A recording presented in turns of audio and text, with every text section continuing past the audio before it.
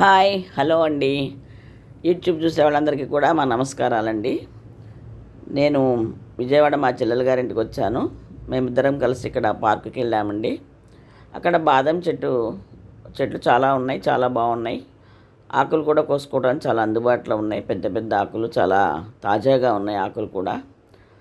మా చిన్నప్పటి జ్ఞాపకాలు ఒకసారి గుర్తుకొచ్చాయండి. మా చిన్నప్పుడు మా ఇంట్లో కూడా బాదం చెట్టు ఉండేది.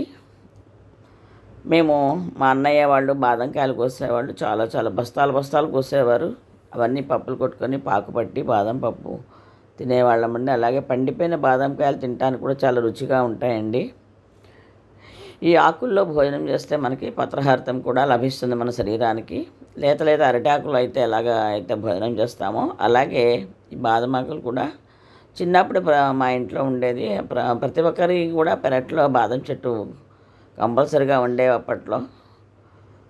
ఇప్పుడు ఈ నవీన యుగంలో కూడా పార్కుల్లో వాటిలో వేస్తున్నారు. ఇళ్లల్లో చాలా తక్కువగా ఉంటున్నాయి ప్లేసెస్ లేక.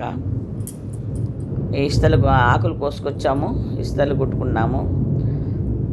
చాలా ఆ ఇస్తల్లోనే భోజనం కూడా చేస్తామండి.